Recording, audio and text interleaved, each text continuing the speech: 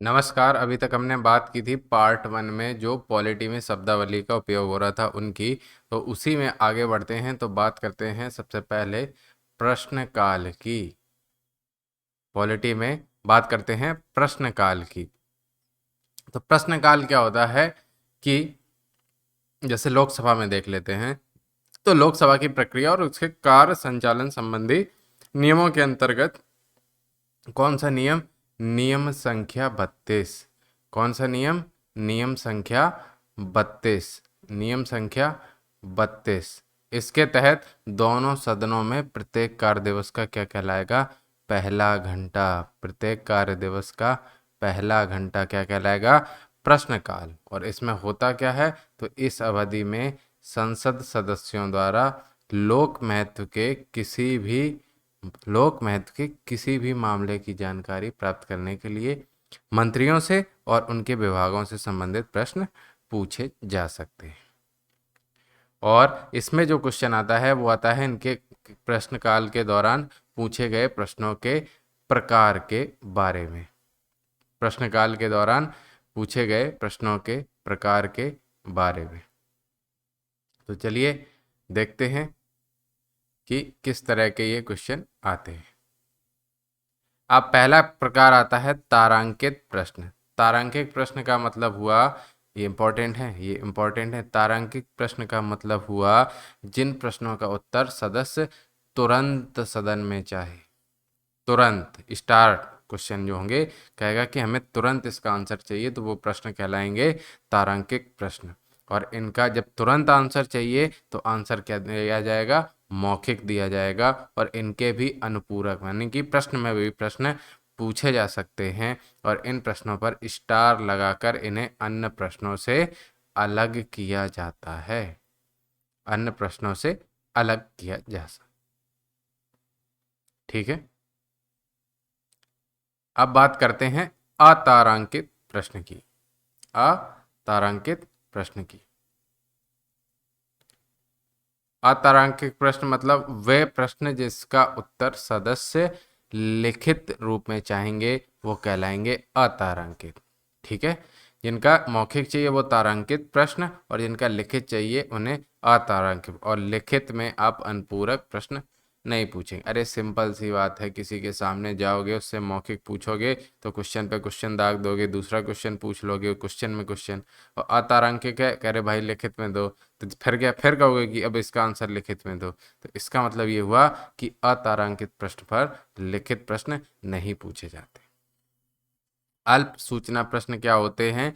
ऐसे प्रश्न जो अविलंबनीय लोक महत्व के हों, यानी कि जनता के हित के हों और जिन्हें साधारण प्रश्न के लिए निर्धारित कम से कम 1 दिन की अवधि सूचना देकर पूछा जा सकता है, उन्हें अल्प सूचना प्रश्न कहते हैं। ये नहीं आता है कि अल्प सूचना प्रश्न पूछने से पहले कितने दिन पहले आपको प्रश्न पूछना है, तो आंसर है 1 दिन की अवधि।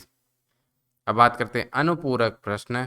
अनुपूरक प्रश्न का मतलब होता है कि सदन से तारांकित प्रश्न के जवाब में जब किसी सदस्य द्वारा सदन के अध्यक्ष की अनुमति से जो प्रश्न पूछे जाएं उन्हें क्या कहलाएंगे? अनुपूरक प्रश्न। प्रश्न पर भी प्रश्न पूछेंगे और किसके? सदन के अध्यक्ष की अनुमति से। अब बात करते हैं शून्य काल के बारे में। शून्य काल के बारे में।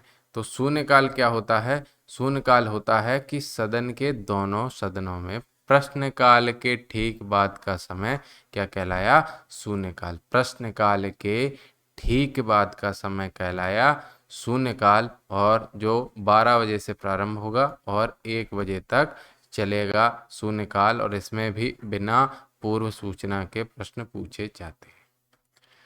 अल्पकाल सूचना 1 दिन से पहले आपको सूचना देनी पड़ती है और शून्यकाल होता है प्रश्नकाल के ठीक बाद का समय और ये 12 से 1 होता है और इसमें बिना सूचना के प्रश्न पूछे जाते हैं।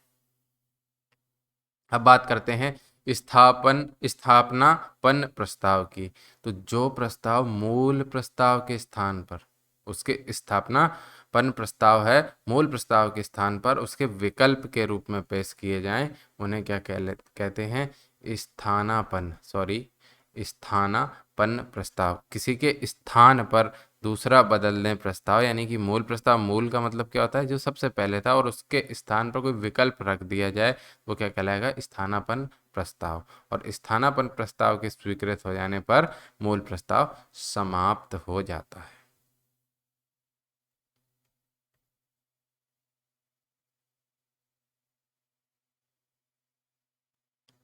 अब आगे बात करते हैं नियम 377 के अधीन उल्लेख। तो लोकसभा में जो मामले व्यवस्था का प्रश्न नहीं होते या जो प्रश्न अल्प सूचना प्रश्नों, ध्यानाकर्षण प्रस्तावों आदि से संबंधित नियमों के अधीन नहीं उठाए जाते, वो नियम 377 के अधीन उठाए जाते हैं। जो उसकी नियमावली सदन की होती है उसके नियम 377, इसका पॉलिटी से यानी कि संविधान के आर्टिकल 377 से कोई लेना देना नहीं है।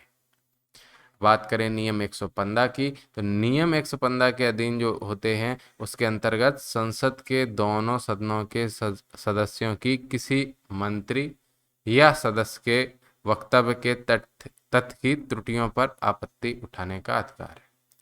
मतलब दोनों सदनों में कोई भी मंत्री हो या सदस्य हो, उसके जो फैक्ट उसने डाला उसमें जो त्रुटि है उस पर आपत्ति उठाने का अधिकार नियम 115 देता है।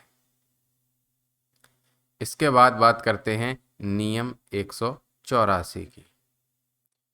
नियम 184, इसके अंतर्गत क्या होता है कि लोकसभा सदस्य अत्यावश्यक और अविलंबनीय, यानी कि जिनमें देरी नहीं की जा सके, तुरंत चर्चा की मांग करते हैं और चर्चा के अंत में मत विभाजन यानी कि वोटिंग होती है। नियम 184, कौन से, लोकसभा सदस्य। अब इसके बाद बात करते हैं नियम 193 की।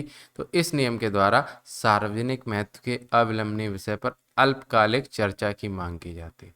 सार्वजनिक महत्व का विषय है और अविलंबनीय मतलब तत्काल चर्चा की आवश्यक है, तो उसकी मांग की जाती है और यह चर्चा किसी प्रस्ताव के माध्यम से नहीं होती है। इस कारण चर्चा के अंत में सदन में मत विभाजन यानी कि वोटिंग नहीं होती है, केवल चर्चा होती है, प्रस्ताव कोई नहीं होता है। केवल सभी पक्ष के सदस्यों को संबद्ध विषय पर अपने विचार प्रकट करने का अवसर मिलता है कि किसमें क्या अच्छाई क्या बुराई बोल दो। वोटिंग जैसी कोई इसमें सिस्टम नहीं है, किसमें, नियम 193। अब बात करते हैं औचित्य का प्रश्न। तो औचित्य का प्रश्न सदन की कार्रवाई के दौरान यह सुनिश्चित करने के लिए उठाया जाता है कि क्या कार्रवाई संसदीय नियमों और प्रक्रियाओं के अनुरूप चलाई भी जा रही है या नहीं। ये औचित्य है कि यहाँ नियम कानून के हिसाब से प्रक्रियाओं से कार्रवाई सदन की चल रही है या नहीं, तो ये कहलाया औचित्य का प्रश्न। अब बात करते हैं स्थगन यानी कि एडजर्नमेंट। एडजर्नमेंट यानी कि स्थगन। तो स्थगन के द्वारा किसी सदन के कार्य को विनिर्दिष्ट यानी कि जो समय बताया गया उसके लिए निलंबित कर दिया जाता है। और इसकी घोषणा ये पूछता है कि स्थगन की घोषणा कौन करता है। तो स्थगन की घोषणा करता है पीठासीन अधिकारी। पीठासीन अधिकारी यानी कि जो सदन होगा वहाँ का जो पीठासीन अधिकारी होगा वो करेगा स्थगन यानी कि एडजर्नमेंट, और जितना समय बता दे। और अनिश्चितकालीन के लिए जिसको बोलते हैं साइन डाई, याद रखना साइन डाई नाम भी।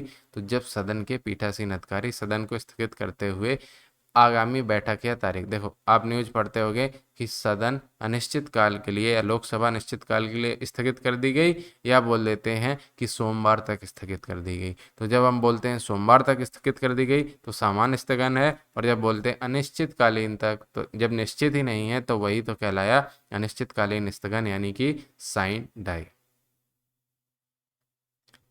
और स्थगन और सत्रावसान में अंतर कई बार आया है, ये इंपॉर्टेंट है, याद रखना स्थगन और सत्रावसान में अंतर। तो सत्रावसान में क्या होता है कि सदन का सत्र ही समाप्त हो जाता है, और सत्रावसान मंत्रिपरिषद की सलाह पर किसके द्वारा, राष्ट्रपति द्वारा। स्थगन किसके द्वारा, स्थगन पीठासीन अधिकारी द्वारा, यानी कि लोकसभा में लोकसभा अध्यक्ष, विधान और राज्यसभा में विधान राज्यसभा में कौन, उपाध्यक्ष या फिर उपराष्ट्रपति, जो भी वहाँ पे पीठासीन अधिकारी होगा वो। और सत्रावसान यानी कि सत्र ही खत्म तो मंत्रिपरिषद की सलाह पर कौन करेगा, राष्ट्रपति। और जब स्टेट की बात होगी तो कौन करेगा, राज्यपाल करेगा।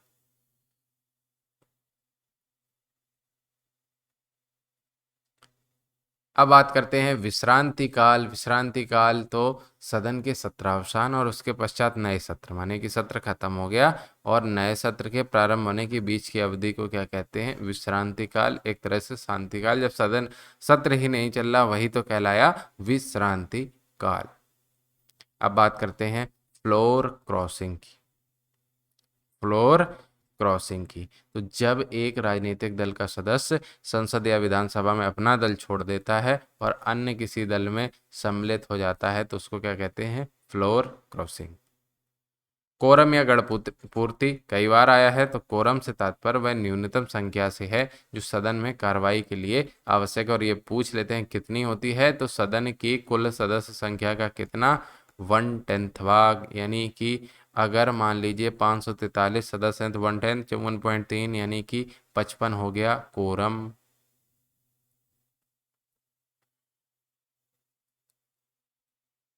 अब बात करते हैं कंगारू क्लोजर की। ये भी इंपॉर्टेंट है कंगारू क्लोजर।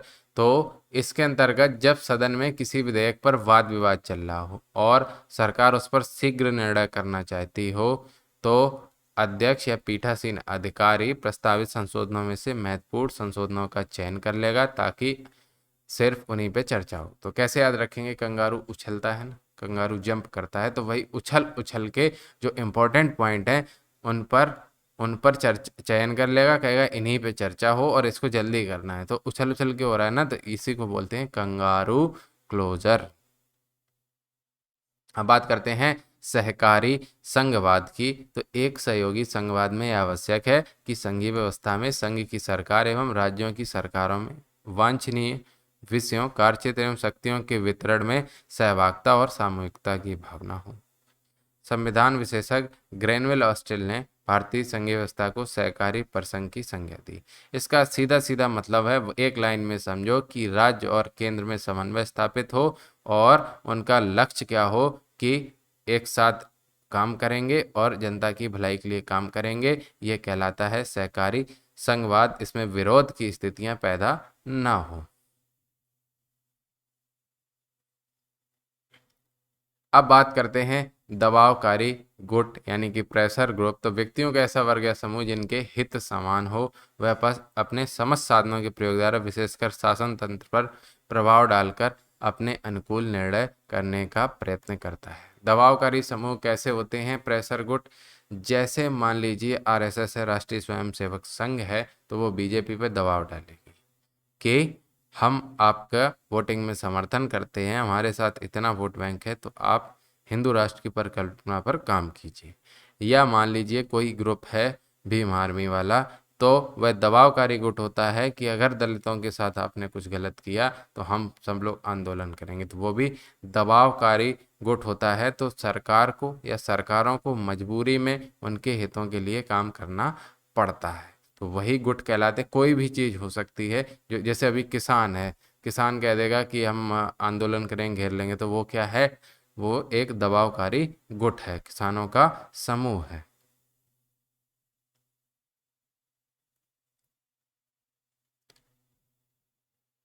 अब बात करते हैं प्रत्यावर्तन यानी कि रिकॉल।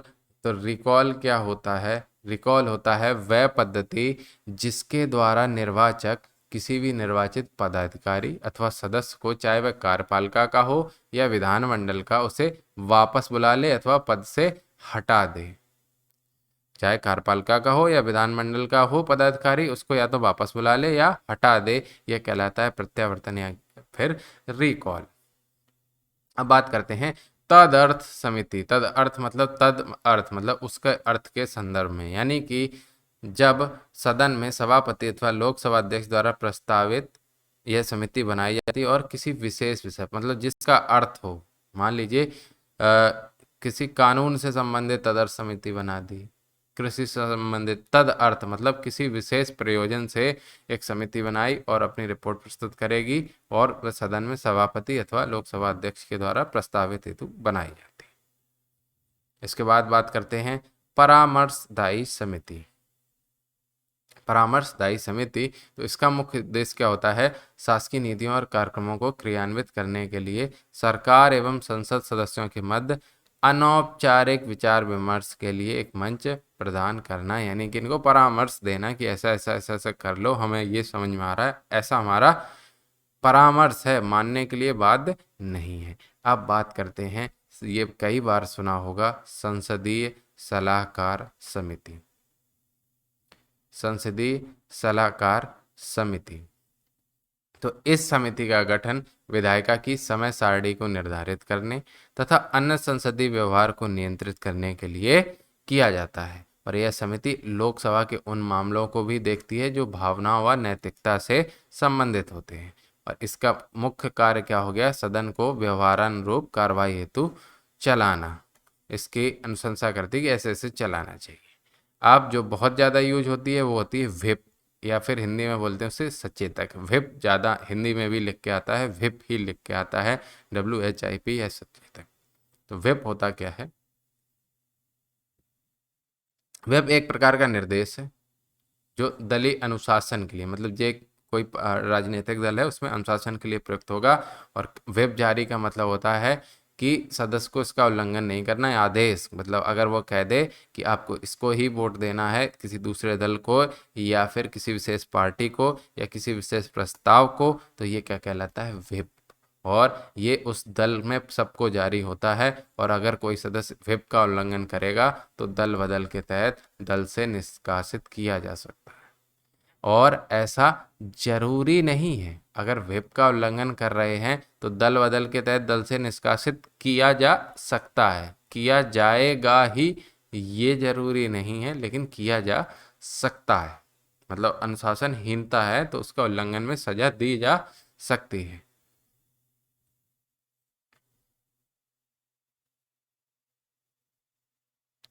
अब बात करते हैं अनिर्धारित प्रस्ताव, यानी कि no day yet named motion. तो ऐसा प्रस्ताव जो अध्यक्ष के द्वारा बहस के लिए तो स्वीकार कर लिया जाए, लेकिन बहस के लिए कोई डेट या दिन निर्धारित ना हो, तो वो क्या कहलाएगा, अनिर्धारित प्रस्ताव।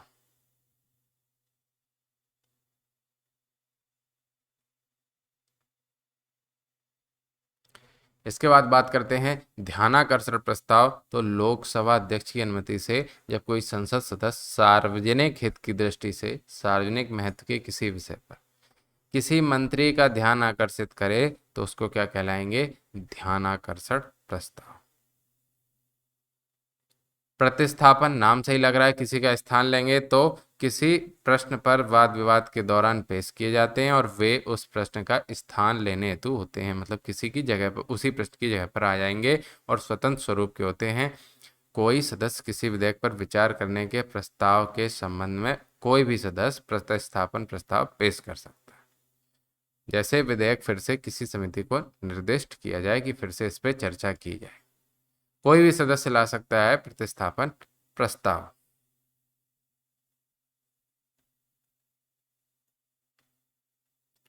अब बात करते हैं अनुषंगी प्रस्ताव की।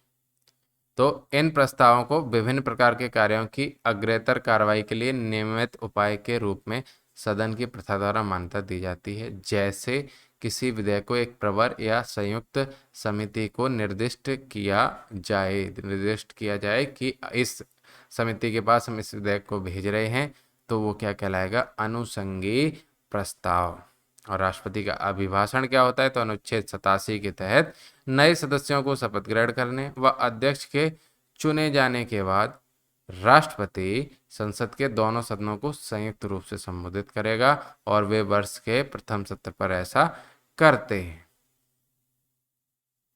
अब बात करते हैं आवश्यकता का सिद्धांत। तो उसके अनुसार यदि पक्षकार को तार्किक आधार पर यह संदेह हो कि सार्वजनिक प्राधिकारी के मन में पक्षपात उत्पन्न हो गया, यानी कि वो पार्शियलिटी करने लगता है, तो भी प्राधिकारी अपनी शक्ति का प्रयोग विवाद को सुलझाने के लिए कर सकता है। आवश्यकता का सिद्धांत कि बेशक संदेह उत्पन्न हो गया हो कि सार्वजनिक प्राधिकारी के मन में पक्षपात उत्पन्न है, लेकिन फिर भी अपनी शक्ति का प्रयोग वह विवाद को सुलझाने के लिए कर सकता है। ये क्या कहलाता है, आवश्यकता का सिद्धांत। इसके बाद बात करें छद्म विधायन विधायन सिद्धांत। होता क्या है कि कभी कभी व्यवस्थापिका में निर्मित कानून बाह्य रूप से उसकी अपनी शक्तियों के सीमा में होते हुए भी किसी दूसरे की यानी कि संविधान या दूसरी व्यवस्थापिका की सीमा का उल्लंघन करता है। और इस मामले में विधि का सार यानी कि कानून का सार बहुत महत्वपूर्ण होता है। यह क्या कहलाता है? छद्म विधायन कहलाता है, जिसकी अनुमति संविधान नहीं देता। मतलब कि ऐसा कानून बन गया जो बाहर किसी दूसरे कानून का अतिक्रमण करे, यानी कि वो कानूनी रूप से वैलिड नहीं है, एक तरफ से ये समझ लीजिए, तो वो कहलाता है छद्म विधायन सिद्धांत।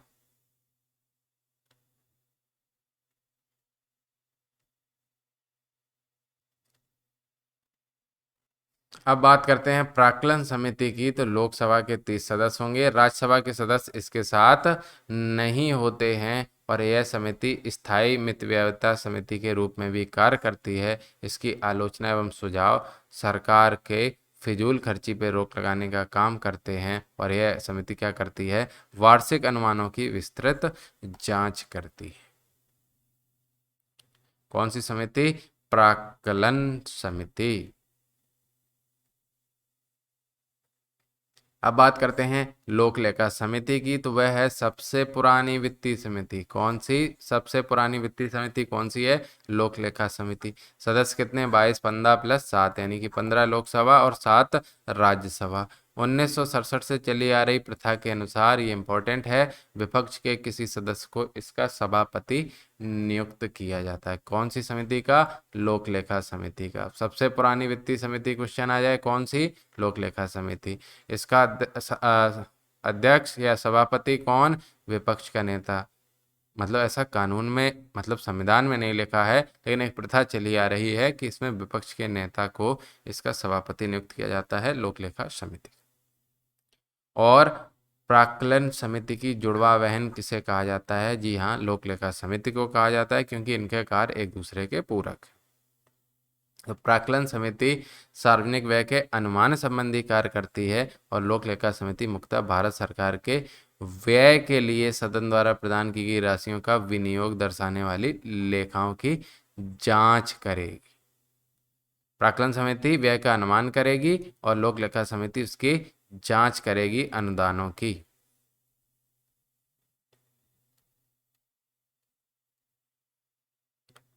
अब बात करते हैं सरकारी उपक्रमों संबंधी समिति। इसमें 22 सदस्य हैं, 15 लोकसभा, 7 राज्यसभा। इसके सभापति अध्यक्ष द्वारा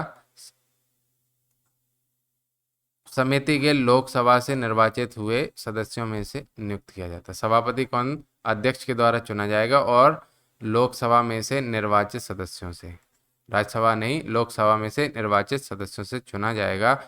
निगम और सरकारी कंपनियां, जिन्हें आमतौर पर सार्वजनिक उपक्रम कहा जाता है, इन पर लगाई धनराशियां चूंकि भारत की किससे? संचित निधि से ली गई हैं, अतः लोकसभा का यह दायित्व हो जाता है कि वह उनके कार्यों पर पर्याप्त क्या रखे? नियंत्रण। इस प्रयोजन के लिए संसद द्वारा सरकारी उपक्रम संबंधी समिति गठित की जाती है। और कौन होता है इसका अध्यक्ष? लोकसभा से ही होता है। और किसका इसका चयन कौन होता है? सभापति अध्यक्ष के द्वारा।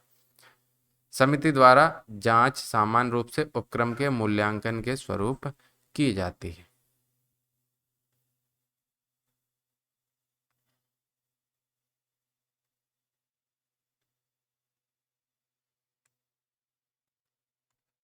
अब बात करते हैं कार्य मंत्रणा समिति की। कार्य मंत्रणा समिति की, तो यह सदन संबंधी समिति है। प्रत्येक सदन में एक कार्य मंत्रणा समिति होती है, और इस समिति के सदस्यों की संख्या 15 है। राज्यसभा में उपसभापति सहित इसके 11 सदस्य हैं, उपसभापति सहित। और इसका कार्य क्या है? यह सिफारिश करना कि सरकार द्वारा लाए जाने वाले विधायी तथा अन्य कार्य को निपटाने के लिए कितना टाइम नियत किया जाए। राज्यसभा में यह सिफारिश करती है कि गैर सरकारी सदस्यों के विधेयकों तथा संकल्प पर कितना समय दिया जाए।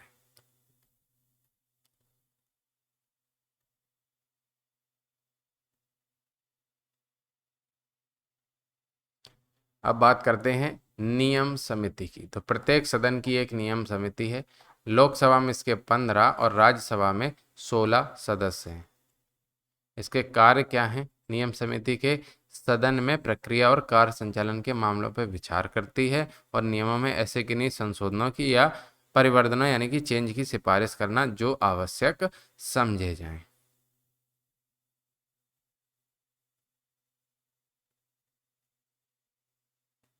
इसके बाद बात करते हैं याचिका समिति की। तो प्रत्येक सदन की एक याचिका समिति है। लोकसभा में इसके कितने 15 सदस्य और राज्यसभा में 10 सदस्य हैं। संसदीय लोकतंत्र में शिकायतें व्यक्त करने और उनकी याचिकाएं पेश करना लोगों को क्या होता है, अधिकार होता है। और इस अधिकार का प्रयोग किसके माध्यम से किया जाएगा, याचिका समिति के माध्यम से। और यह समिति याचिका में की गई विशिष्ट शिकायतों पर सदन में क्या पेश करेगी, प्रतिवेदन और उपचारात्मक यानी कि उसे दूर करने के उपायों पर सुझाव देगी। यह उन पीड़ित और दमन के शिकार नागरिकों के लिए वास्तविक राहत का साधन बन चुकी है जिन्हें अन्यत्र कोई इससे राहत नहीं मिलती है। इस प्रकार यह समिति आम्बुडेसमैन या सार्वजनिक शिकायत समिति का रूप लेने की क्षमता रखती है। कौन सी समिति, याचिका समिति। लोकसभा में 15 सदस्य और राज्यसभा में इसके 10 सदस्य।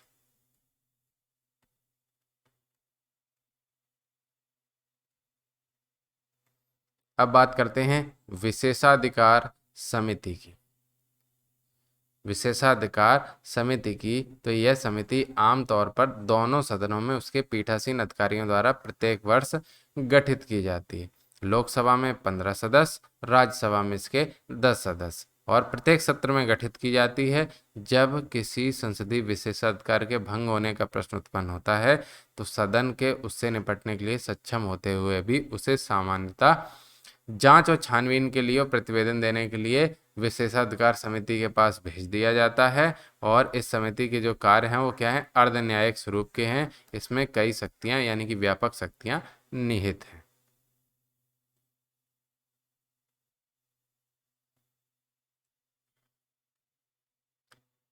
अब बात करेंगे प्रत्यर्पण की। तो जब कोई अपराधी या व्यक्ति जिस पर अपराध का आरोप लगा हो उस राज्य की क्षेत्रीय सीमा से जहां उस पर अपराध का जुर्म लगाया गया हो या मुकदमा चलाया गया हो भाग जाए और दूसरे राज्य की सीमा में प्रवेश कर जाए तो ऐसे व्यक्ति को दूसरे राज्य की सीमा से उस राज्य में लाना जहां पर उसने अपराध किया था क्या कहलाती है, एक्स्ट्राडिशन यानी कि प्रत्यर्पण। गैलप पोल क्या होता है, तो लोकमत जानने की यानी कि जनता का मूड जानने की विशेष पद्धति। इस पद्धति के अंतर्गत समाज के कुछ प्रतिनिधि वर्गों से प्रश्न पूछे जाते हैं और उनके हिसाब से निर्वाचन परिणामों की घोषणा की जाती है। न्यायिक पुनरीक्षण, जुडिशियल रिव्यू, बहुत इंपॉर्टेंट। न्यायिक पुनरीक्षण ये क्या होता है, एक संवैधानिक सिद्धांत है, अपने संविधान में इसके वर्णन है जिसके अनुसार न्यायालयों को यह अधिकार प्राप्त है कि यदि विधानमंडल द्वारा पास की गई कोई कानून बनाया जाए अथवा कार्यपालिका द्वारा दिए गए आदेश बनाए जाएं वो संवैधानिक रूप से सही है या नहीं, यानी कि संविधान की मूल भावना के खिलाफ तो नहीं, अगर खिलाफ है तो उन्हें रद्द किया जाएगा। ये प्रक्रिया कहलाती है न्यायिक पुनरीक्षण। बात करते हैं पंगु सत्र यानी कि लेम डक। याद रखना, lame duck session, lame duck session. तो यह विधानसभा का कार्यकाल समाप्त होने और उसके उत्तराधिकारी विधानमंडल का विविध उद्घाटन होने के बीच की अवधि में होने वाला सत्र है। मतलब कार्यकाल समाप्त हो गया और नए वाले जो बनने वाला है उसके बीच में जो सत्र है वो कहलाया लेम डक सेशन। इंपॉर्टेंट है, इंपॉर्टेंट है। वीटो क्या होता है, वीटो आपने कई बार नाम सुना हो। तो वीटो का अधिकार एक ऐसी शक्ति है जो किसी देश अथवा संस्थान के पास होगी और प्रमुख व्यक्तियों को दी जाएगी और इसके प्रयोग से बहुमत के सदस्यों के निर्णय रोकने के लिए किया जाता है। जैसे अपने घर में है, सब लोग डिसाइड कर लो ये होना है ये होना है, लेकिन वीटो किसका चलता है, पापा का। तो एक व्यक्ति जो है जो बहुमत के खिलाफ भी चल वोट कर दे और वो मानना ही पड़े वो कहलाता है वीटो। अब बात करते हैं भारत में राष्ट्रपति की वीटो शक्तियों के बारे में। तो भारत में राष्ट्रपति की वीटो शक्तियों के बारे में तो संविधान में इसका स्पष्ट तौर पर वर्णन नहीं है, लेकिन अनुच्छेद 74, 200 और 201 के तहत आत्यांतिक, विलंबनकारी और जेबी वीटो के मिलो जुले प्रारूपों का उपयोग राष्ट्रपति अपने यहाँ करते हैं। आत्यांतिक यानी कि एब्सोल्यूट वीटो क्या होता है ये भी देख लीजिए। देखिए ये वीटो राष्ट्रपति वाले हैं ना, ये इम्पोर्टेंट हैं। तो एब्सोल्यूट वीटो क्या होता है कि भारत के राष्ट्रपति की शक्ति किससे अप्रत्यक्ष रूप से मिली हुई है, और इसका अर्थ क्या है कि किसी पारित विधेयक को अनुमति नहीं देना। रोक देने ही को तो हमने वीटो बताया था, तो किसी पारित विधेयक को अनुमति नहीं देना एब्सोल्यूट वीटो कहलाता है। और यह शक्ति मुख्यतः इंग्लैंड के राजतंत्र के पास होती थी, जिसमें संसद के अधिनियमों को अनुमति न देना शामिल था। बिल्कुल वहीं से लिया गया है वीटो की शक्ति।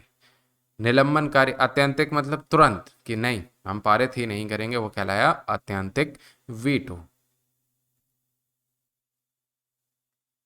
अब बात करते हैं निलंबनकारी वीटो की। तो इसका प्रयोग विधेयक को कुछ समय तक अधिनियम बनाने से रोकने के लिए किया जाता है।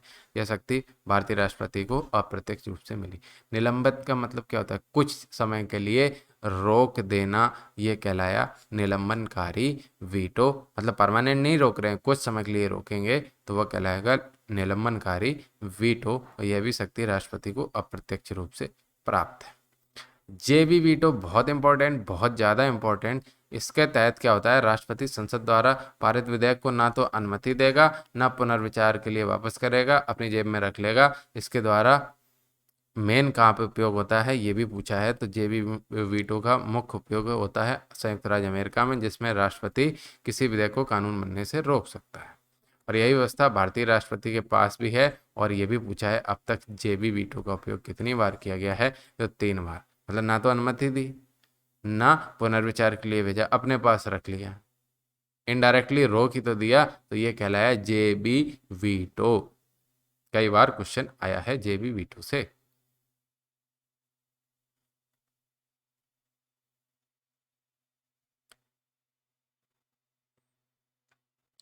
अब बात करते हैं आम चुनाव या साधारण चुनाव, जो बोलते हैं आम चुनाव। तो आम चुनाव नई लोकसभा या विधानसभा गठित होने के लिए होने वाले चुनाव को क्या कहेंगे हम, आम चुनाव। उपचुनाव क्या कहेंगे, यदि किसी समय लोकसभा विधानसभा के कार्यकाल के बीच में किसी सदस्य की या तो मृत्यु हो जाए या सदस्य त्यागपत्र दे दे, तो उस सीट के लिए होने वाले चुनाव को उपचुनाव कहते हैं। ये बताने की जरूरत नहीं है। मध्यावधि चुनाव क्या होता है, यदि लोकसभा राज्य विधानसभा 5 वर्ष की कार्यावधि से पूर्व भंग कर दिया जाए, तो नई लोकसभा अथवा विधानसभा गठित करने के लिए होने वाले चुनाव को क्या कहेंगे, मध्यावधि चुनाव। बीच में चुनाव होते वही तो कहलाते हैं मध्यावधि चुनाव।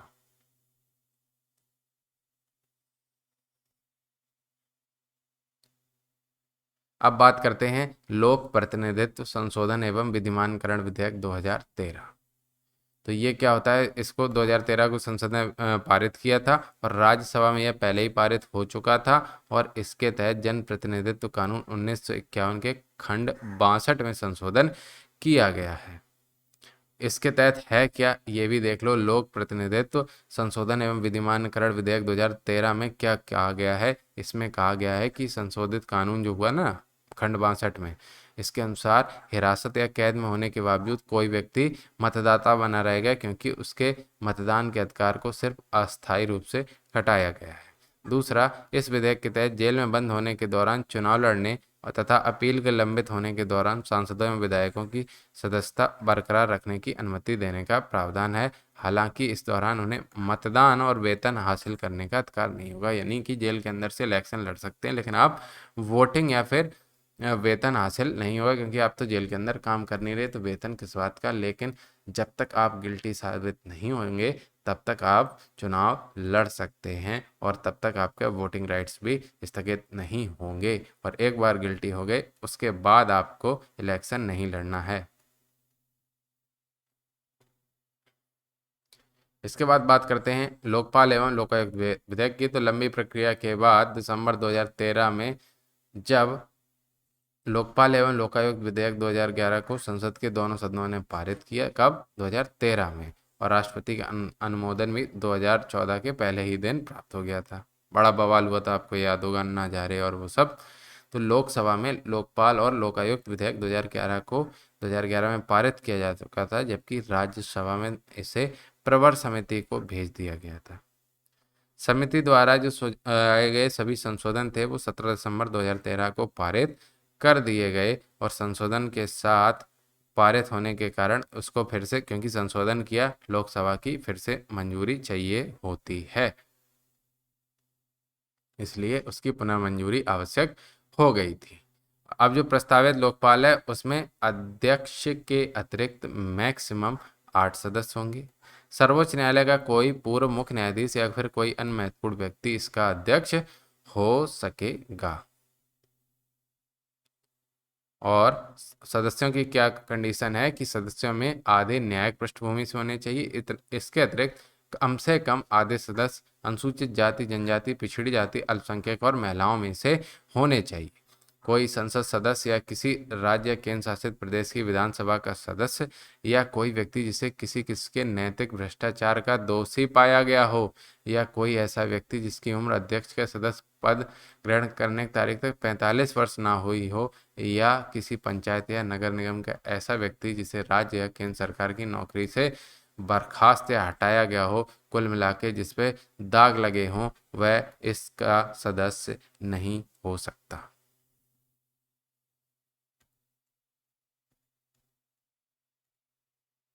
इसके बाद इसमें कहते हैं कि लोकपाल कार्यालय में नियुक्ति समाप्त होने के बाद अध्यक्ष और सदस्यों के लिए कुछ काम करने के लिए प्रतिबंध होगा। इसके अध्यक्ष या सदस्य के रूप में पुनर्नियुक्ति नहीं हो सकती। इन्हें कोई कूटनीतिक जिम्मेदारी भी नहीं दी जा सकती। रीजन है कि अगर इनको जिम्मेदारी दी जाएगी तो ये लालच में किसी पार्टी या किसी व्यक्ति विशेष के फेवर में काम करेंगे। इसके अतिरिक्त कोई भी ऐसी जिम्मेदारी या नियुक्ति इन्हें मिल सकती है जिसे राष्ट्रपति को अपने हस्ताक्षर और मुहर से वारंट जारी करना पड़े। और पद छोड़ने की इम्पोर्टेंट क्या है, 5 वर्ष बाद तक ये राष्ट्रपति, उपराष्ट्रपति, संसद के किसी सदन, किसी राज्य विधानसभा, निगम या पंचायत के रूप में चुनाव नहीं लड़ सकते। ये कंडीशन हो गई इसके सदस्य बनने के लिए। जो सदस्य के लिए लागू वही अध्यक्ष के लिए लागू। लोकसभा के अध्यक्ष व सदस्यों की चयन समिति में प्रधानमंत्री क्या होंगे, अध्यक्ष होंगे, जबकि लोकसभा के अध्यक्ष लोकसभा के विपक्ष के नेता, मुख्य न्यायाधीश, उनकी अनुशंसा पर नामित सुप्रीम कोर्ट के एक न्यायाधीश तथा राष्ट्रपति द्वारा नामित कोई प्रतिष्ठित व्यक्ति ही इसके सदस्य होंगे। इसी प्रकार राज्यों में गठित किए जाने वाले लोकायुक्त का भी एक अध्यक्ष होगा। ऐसा कि केंद्र में चल रहा है वैसे राज्यों में, और जो राज्य के उच्च न्यायालय का सेवानिवृत्त मुख्य न्यायाधीश या फिर सेवानिवृत्त न्यायाधीश या फिर कोई अन्य महत्वपूर्ण व्यक्ति हो सकता है। इसमें भी अधिकतम 8 सदस्य हो सकते हैं, जिसमें आधे न्यायिक पृष्ठभूमि से होंगे और कम से कम आधे SC, ST, पिछड़ी जाति, अल्पसंख्यक और महिलाओं में से होने चाहिए।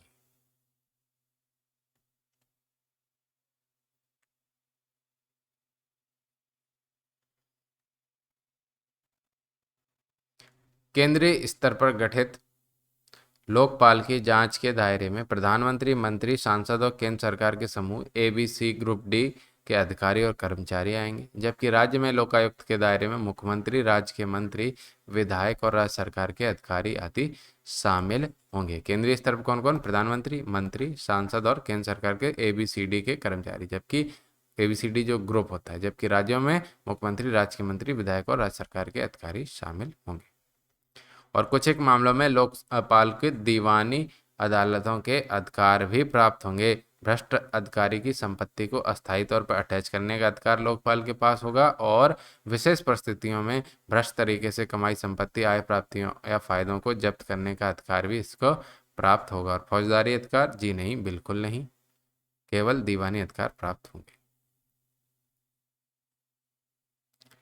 इसके बाद बात करते हैं राइट टू रिजेक्ट की, तो इसकी बात करेंगे अगले वीडियो में। बहुत बहुत धन्यवाद।